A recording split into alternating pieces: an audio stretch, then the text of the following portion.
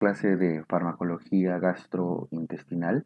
Ya es prácticamente el último tema de este curso de farmacología. Y vamos a enfocarnos sobre todo en los fármacos que se usan en la enfermedad ulceropéptica, en la enfermedad de la gastritis y los tratamientos que se usan para el Helicobacter pylori. ¿Sí? Bien. Este primer cuadrito, chicos, resume los grupos farmacológicos que vamos a conocer el día de hoy. Al menos lo más importante. Vean que hay fármacos que usan para promotores de la motilidad intestinal, es decir, para estimular el peristaltismo del músculo liso. Entre ellos está un fármaco muy conocido con la metoclopramida, que se suele comercializar con el nombre de metoclopramida, por ejemplo, de Primperam. Están los fármacos para el síndrome de intestino irritable, como los anticolinérgicos, antagonistas de la serotonina, etcétera. Acuérdense que la acetilcolina y la serotonina estimulan ya también el peristaltismo. Entonces, en el intestino irritable justamente hay una hiperestimulación del intestino, por lo tanto hay que bloquear los efectos de la acetilcolina, bloquear los efectos de la serotonina. Estamos solamente ahorita resumiendo. Hay fármacos para la enfermedad inflamatoria intestinal, como los esteroides, los inmunosupresores, algunos AINES, la aspirina, etcétera, para cuadros inflamatorios. Creo que está claro de qué se trata. Otros agentes como las enzimas pancreáticas, laxantes, antidiarreicos, etcétera. Sin embargo, y otro grupo como los antieméticos, que es grande, ¿no? Se toma toda la lista abajo. Los fármacos para las náuseas, entre ellos los bloqueadores del 5-HT3, ¿cierto? Los bloqueadores de los receptores de serotonina, como el ondansetron, uno que conocen bastante como los bloqueadores H1, el dimenhidrinato, la escopolamina, la dexametasona, los corticoides tienen efecto antiemético también, los cannabinoides, de verdad que está de moda el tema del cannabis, los agonistas de los receptores de neuroquinina, etc. O sea, vean que el grupo de fármacos en la terapia gastrointestinal es inmenso. Y varios de estos ya los han ido trabajando a lo largo de los seminarios, prácticas que han tenido en este curso, ¿no? Y uno de los grupos más grandes, que más importantes y donde nos vamos a enfocar un poco más ahora, es en la enfermedad ácido péptica, ¿cierto? Sobre todo los tratamientos para bloquear la formación y los efectos del ácido en el estómago. Entre ellos, por ejemplo, tenemos, como aquí están, los antiácidos, ¿no? Los antiácidos, que ya lo vamos a ir viendo. Los bloqueadores de los receptores H2 de histamina, como la ranitidina, ¿cierto? Que ahora está bastante cuestionada, ¿no? Porque la ranitidina está bastante, ya se han encontrado efectos de que generan cáncer, el consumo frecuente de serotonina, que generaría cáncer gástrico. Ya hay estudios cada vez más grandes que están demostrando el efecto cancerígeno de la ranitidina, ¿no? Entonces lo vamos a conversar ahora. Eh, los inhibidores de la bomba de protones, como el omeprazol, esomeprazol, antoprazol, pantoprazol, que finalmente es uno de los más potentes inhibidores de la secreción de ácido. Los protectores de la mucosa, como el sucralfato, el bismuto, es muy conocido en la televisión, el famoso bismutol, ¿cierto? El misoprostol, que originalmente fue un fármaco, el misoprostol fue un fármaco originalmente usado justamente para proteger la mucosa del estómago, pero hoy en día se usa a altas dosis con la finalidad de generar apertura del cuello uterino y favorecer abortos, ¿cierto? Ya sea terapéuticos o no terapéuticos, no vamos a entrar en ese tema. Pero es un análogo de las prostaglandinas que también genera protección gástrica. Los antibióticos, ¿por qué están en este cuadro de grupo de enfermedad ácido péptica? Por su uso contra el Helicobacter pylori, sobre todo el omeprazol, es uno de los esquemas, perdón, la amoxicilina, la claritromicina, sumado al omeprazol para el tratamiento del Helicobacter pylori, ¿no? Listo, entonces, como ven, el, el espectro de fármacos que se usan en la terapia gastrointestinal es inmenso, grande, grande, grande. Y vamos a ir trabajando al menos los más importantes. ¿Cuál es el más importante? O el que vamos a trabajar ahora, sobre todo los de la enfermedad ácido péptica. Muy bien, listo. Estamos claros entonces con este cuadrito, ¿sí? Perfecto.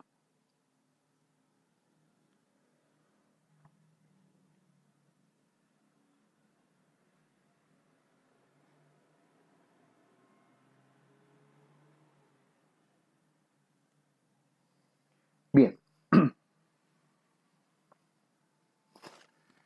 A ver, la fisiología de la secreción gástrica lo vamos a resumir mostrando que el ácido clorhídrico, que es la unión de un ion, un hidrogenión con un ion cloruro, ¿no es cierto? Un ion cloro.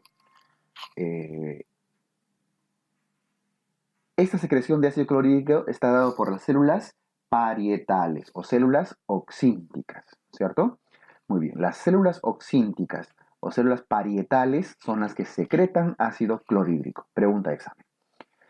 Generan el ácido y alguien tiene que protegernos de ese ácido. Las células parietales, perdón, las células epiteliales superficiales, ya también las de acá abajo, son las que secretan moco y bicarbonato para contrarrestar a ese ácido clorhídrico y proteger la mucosa gástrica. Entonces, parietales secreta ácido clorhídrico y las células epiteliales superficiales secretan moco, bicarbonato para protegernos de esa acidez. Ahora, nos interesa sobre todo quienes influyen, quienes estimulan la secreción de ácido clorhídrico.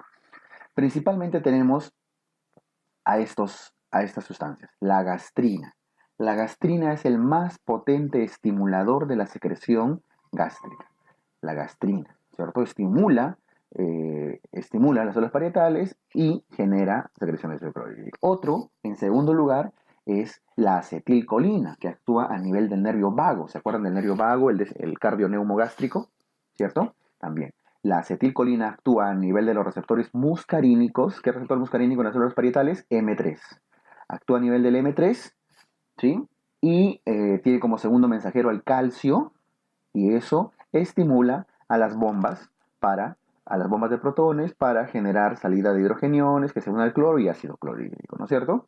Listo. Entonces, tanto la gastrina como la acetilcolina, que son los dos más potentes, y entre los dos la gastrina es el más potente, actúan usando al calcio como segundo mensajero dentro de la célula, y eso favorece la formación de ácido clorhídrico. Entonces, primero gastrina, segundo acetilcolina, estamos viendo en cuanto a potencia de estimulación, ¿cierto? En tercer lugar tenemos a la histamina. En tercer lugar tenemos a la histamina. Y la histamina actúa a nivel de ¿qué receptores? A nivel de receptores de histamina H2. Receptores de histamina H2. ¿Sí? H2. Ahora, esto no usa el calcio como segundo mensajero, es una vía dependiente del AMP cíclico. El AMP cíclico, ¿verdad? Muy bien. Entonces, en orden de, ya para resumir esto, en orden de potencia, el más potente es la gastrina, en segundo lugar la acetilcolina y en tercer lugar la histamina. Gastrina y acetilcolina actúan usando al calcio como segundo mensajero y la histamina usando al AMP cíclico. Y todos terminan generando, activando la bomba de protones y saliendo, formando ácido clorhídrico. ¿Cierto? Muy bien.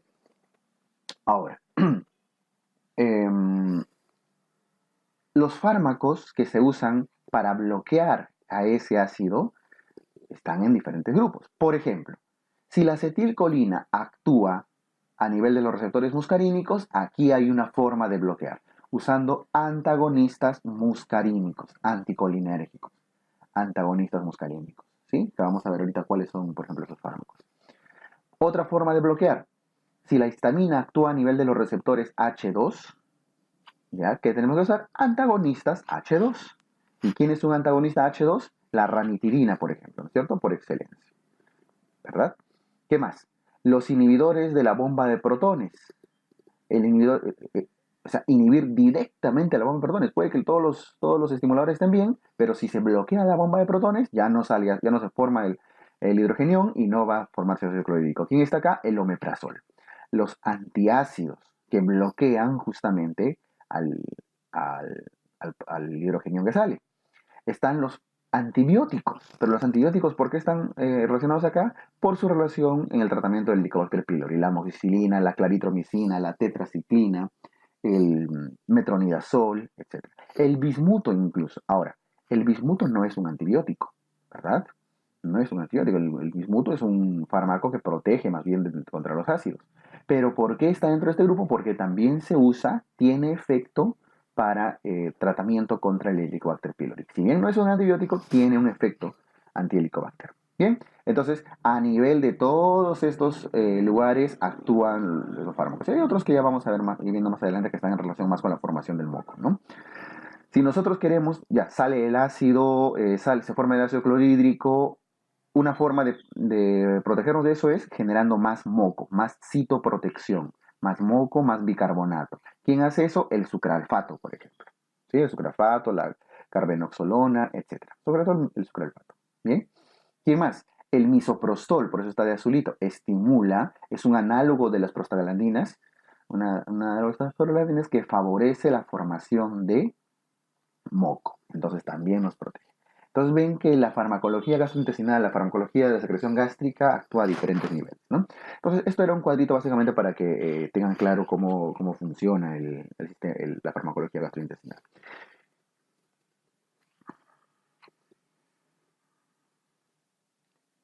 Empezamos entonces con el primer grupo de fármacos, los inhibidores de las bombas de protones. ¿Sí? Perdón.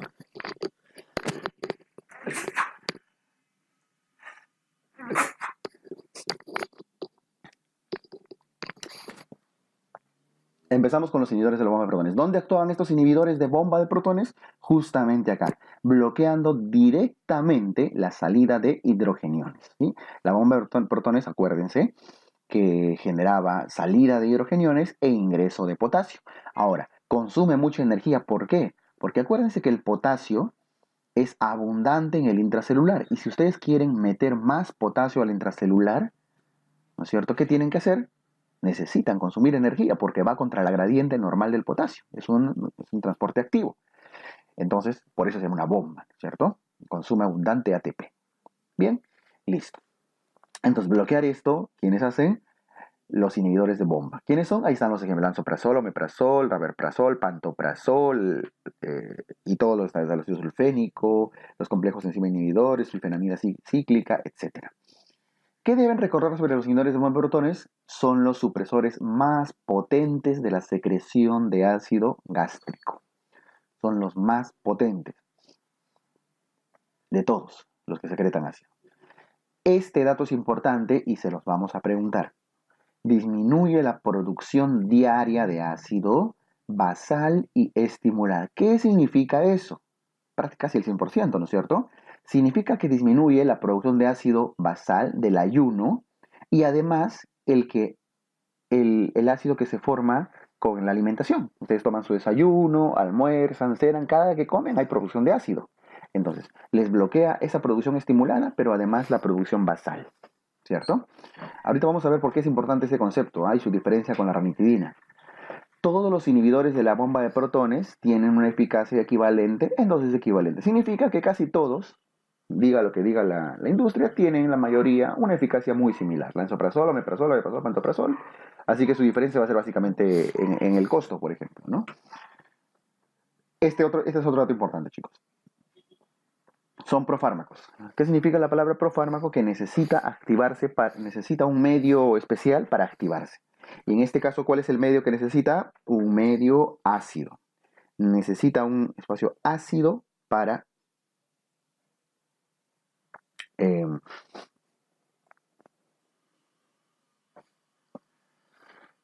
para estar activo, ¿cierto?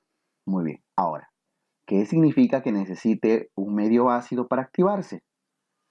Significa que es el mejor momento para administrar un inhibidor de la bomba de protones, omeprazol, por ejemplo, que es el más usado. El mejor momento para administrarse es el ayuno, donde hay acidez en el estómago, ¿no es cierto? Entonces, te dan omeprazol, se activa con el ácido gástrico y se vuelve un fármaco activo, deja de ser un profármaco. Por lo tanto, el mejor momento para administrar omeprazol es al levantarse en la mañana, en ayunas, cuando el estómago está empezando a llenarse de ácido y aún no han comido. ¿Bien? Listo. A ver, ahorita vamos a volver a este punto que era importante, ¿ya? El de la producción basal y estimular. Bien, entonces cuando hablamos de los inhibidores de bomba de protones, ahí está el dato. Se necesita un pH ácido en los canalículos ácidos de la célula parietal para activar el fármaco. Bien, necesita un pH ácido en las células parietales para que se active, ¿verdad? Debe administrarse unos 30 minutos antes de las comidas. Ya hemos visto por qué. Porque se activa en un medio ácido. Son metabolizados por las enzimas CYP hepáticas, sobre todo por el 12-19. Esto resáltenlo, pónganle escarcha, resaltador, por todos lados, colorcito, porque ese es el dato importante acá. Porque hay muchos fármacos que también son metabolizados por esto de acá, ¿verdad?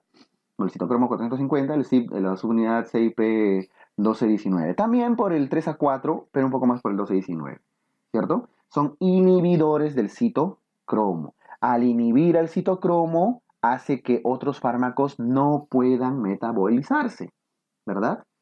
Ahí tengan un metabolismo más lento y sean más tóxicos.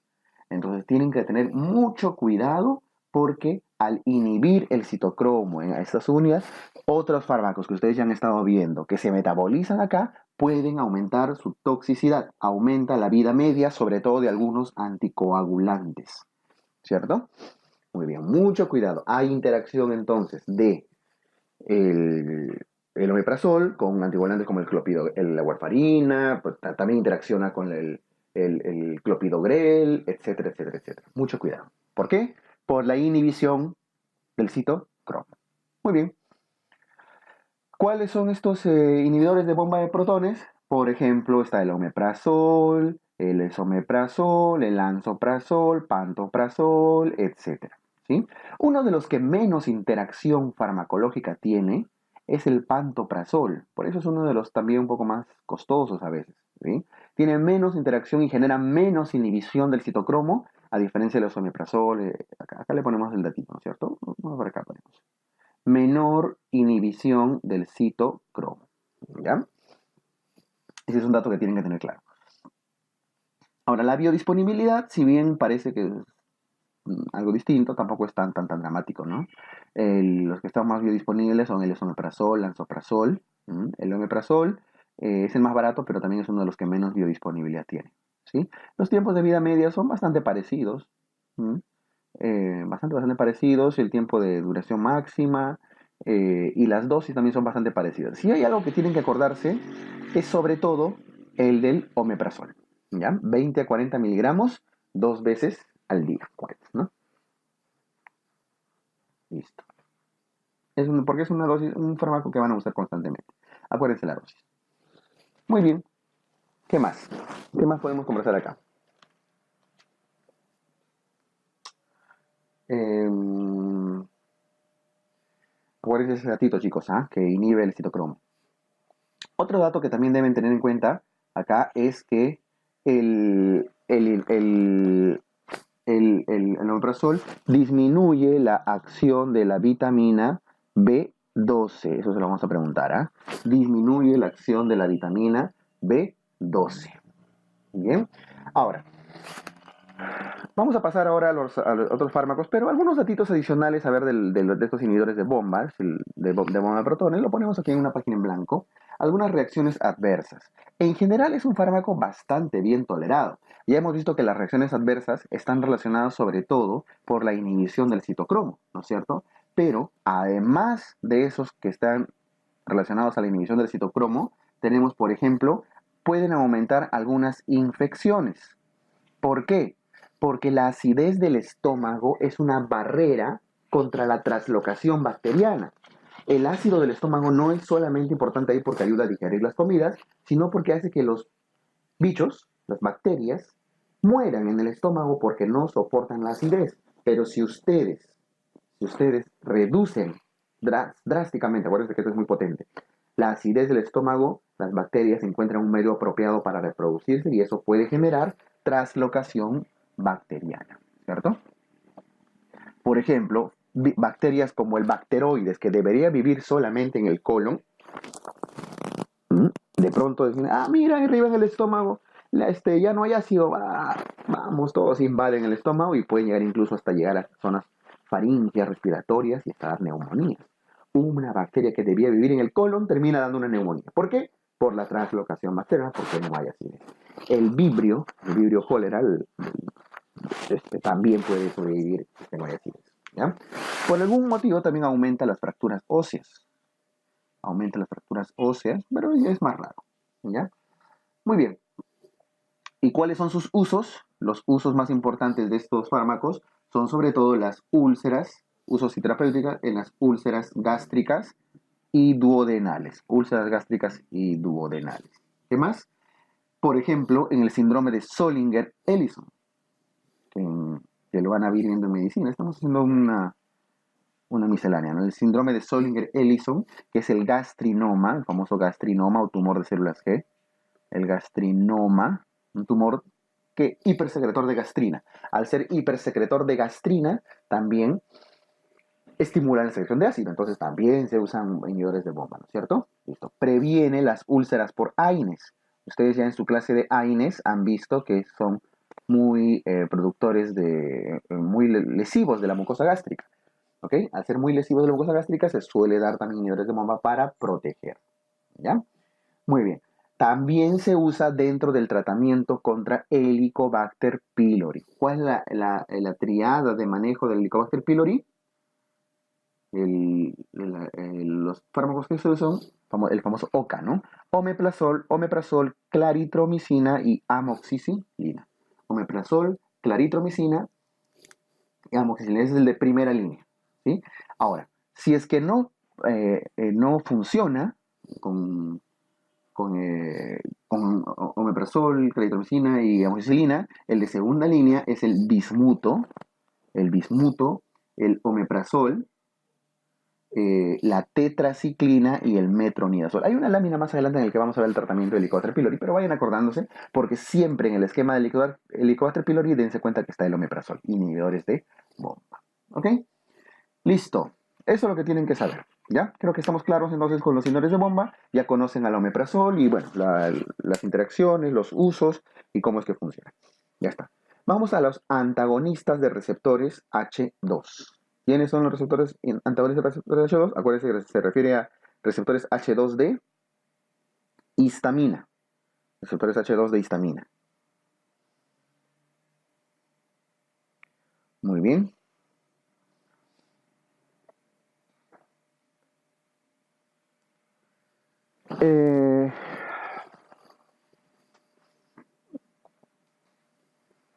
Los receptores H2 inhiben la producción de ácido al competir de manera reversible con la histamina por la unión a los receptores H2 en la membrana vasolateral de las células parietales.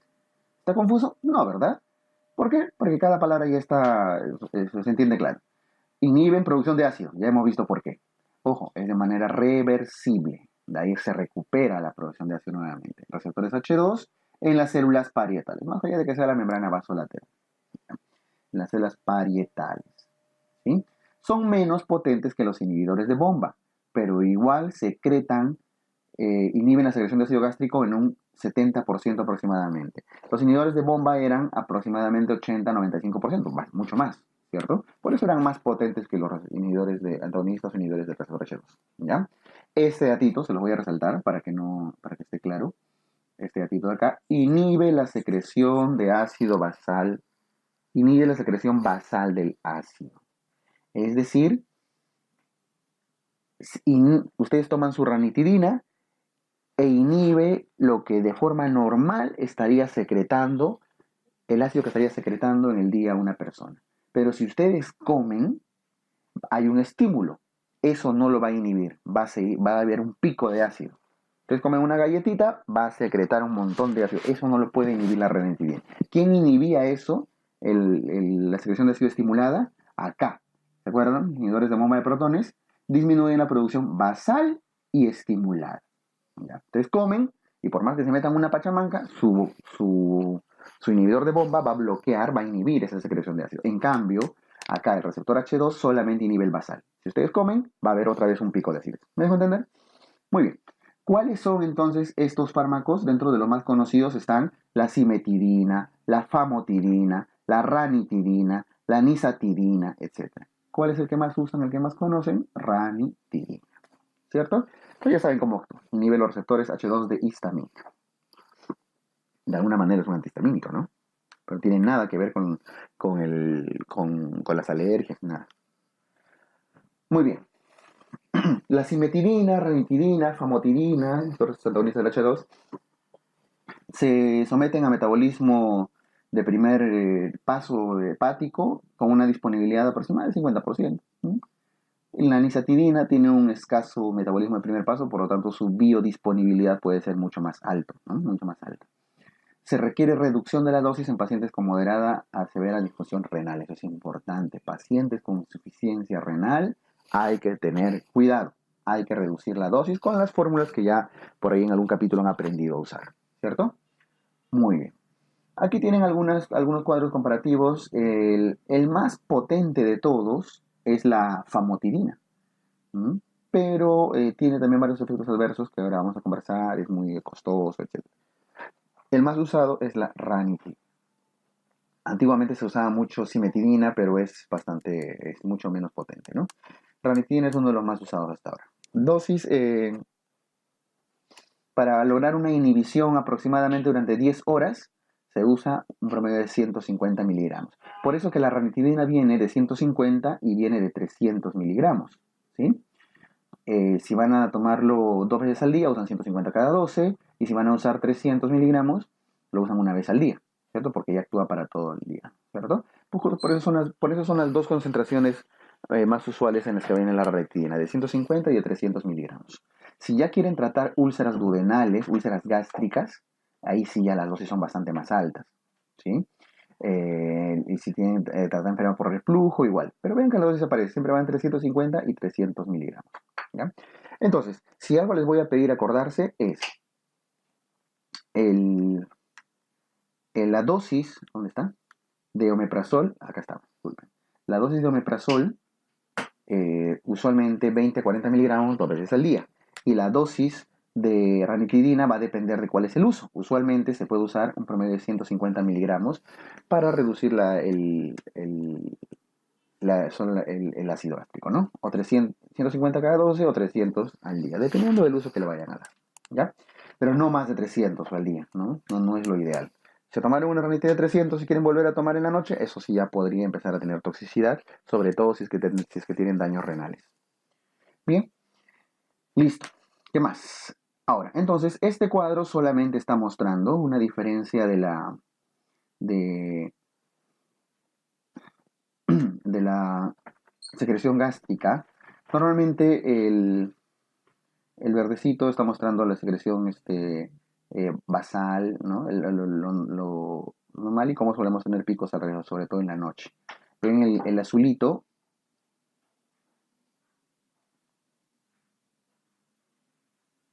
ahí está. Con inhibidores de bomba de protones tienen un control total, prácticamente en cero, todo el día. Por más estímulo que haya, hay picos de estímulo en el desayuno, en el almuerzo, en la cena, etcétera. Siempre el verde, que es inhibidor de proton inhibidor, inhibidor de bomba de protones, está totalmente inhibido. En cambio, a pesar de los grandes con los bloqueadores H2, está reducido, pero cada vez que hay un estímulo, se secreta ácido. Secreta ácido. Y vuelve a bajar, vuelve a bajar y vuelve a bajar y luego se mantiene bajo. ¿Sí? Entonces, entendiendo esa diferencia entre los inhibidores de bomba y los bloqueadores H2, los antagonistas de los H2, vamos a sacar una conclusión que va a ser mucho más útil para ustedes. ¿Sí? ¿Qué conclusión podemos sacar? Primero, una conclusión importante acá es que el omeprazol, este es ya para el día a día, ¿no? Porque es un fármaco que va a restar bastante. El omeprazol se debe dar de preferencia en ayunas, en la mañana, al despertar, ¿ya? A una dosis de 20, 40 miligramos, dependiendo de la patología que van a tratar. Y en cambio, la ranitidina, de preferencia, se da en la noche, porque solamente secreta el basal. En la noche, bueno, salvo que vayan a comer, salvo que se vayan a meter una pachamanca a las 2 de la mañana, ¿cierto? Eso no suele pasar, o no sé ustedes, pero eh, de preferencia en la noche ranitidina. Y el omeprazol en ayunas. ¿Ya? Es lo ideal. ¿Ya? Si hacen lo contrario, bueno, pues puede tener sus fundamentos, ¿no? Listo, con eso terminamos la parte central de esta primera parte, que es el control del ácido, ya sea con inhibidores de bomba o con bloqueadores H2. Bien.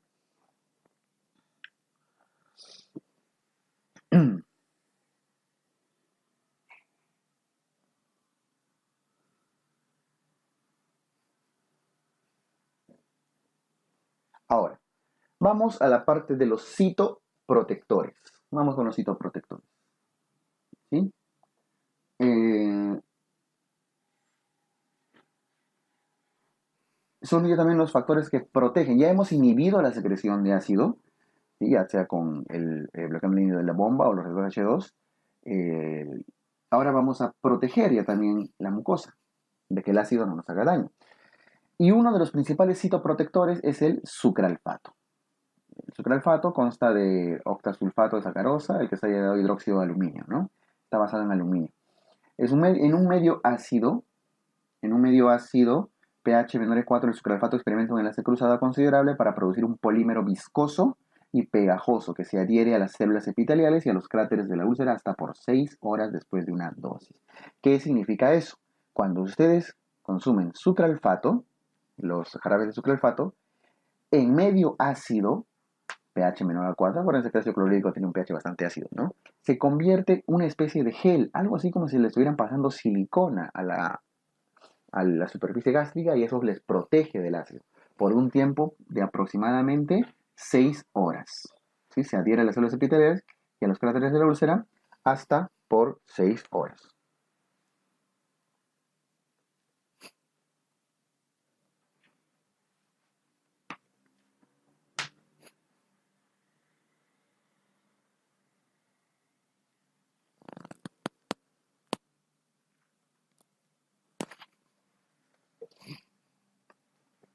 Bien, ya está.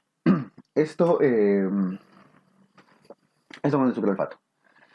Entonces, eh, esto es un citoprotector. Creo que hay mucho de conversar sobre esto, ¿verdad? Simplemente el sucralfato está basado es un derivado de la sacarosa que se une al hidróxido de aluminio, en medio ácido se convierte en un gel que protege hasta por 6 horas del daño contra el daño de la mucosa. ¿Ok?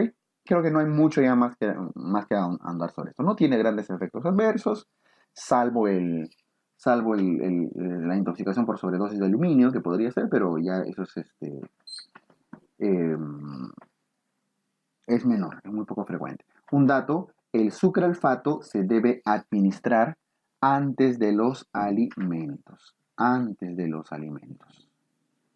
¿Ya? Antes.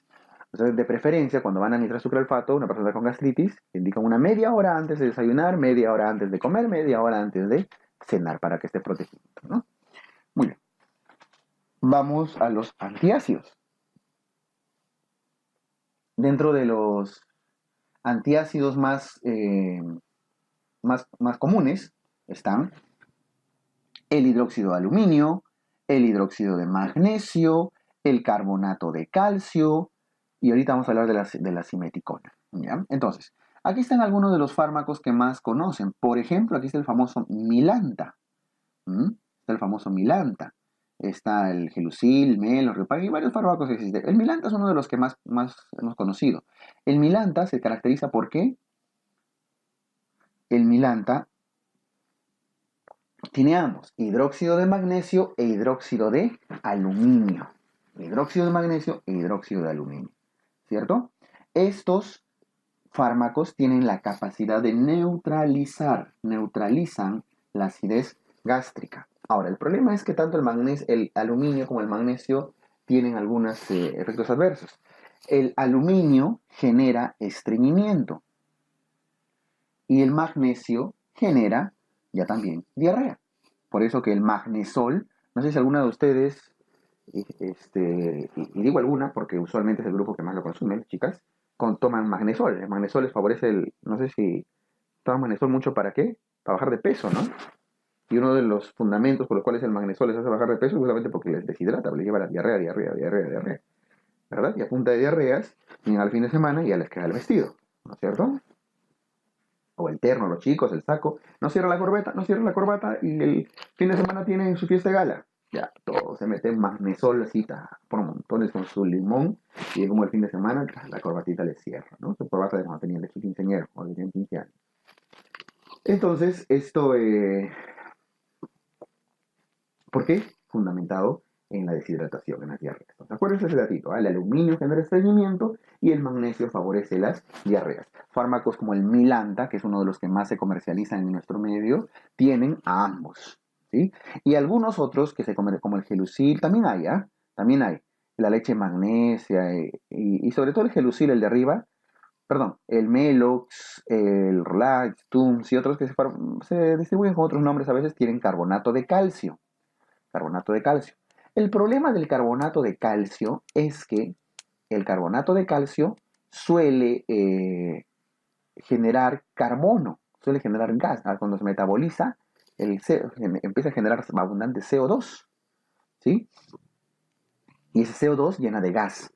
Por eso debe asociarse a simeticona, que es un fármaco antiflatulento que elimina los gases, reduce la cantidad de gases. Se suele comercializar con el nombre de magaldrato, por ejemplo, ¿no? El magaldrato. ¿Ya? Noten que el milanta tiene todo eso. El milanta tiene aluminio, tiene hidróxido de magnesio y tiene simeticona, justamente para reducir las flatulencias que pueden generar los antiácidos. ¿Ya? Muy bien.